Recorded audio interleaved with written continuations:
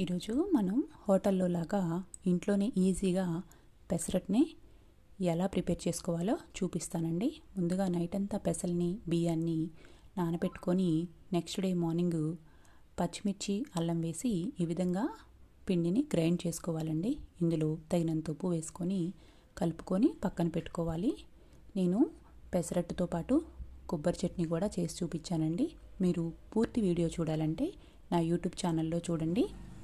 అలాగే పెనం వేడెక్కాక ఈ విధంగా పిండితోటి మనం దోశ వేసుకోవాలండి.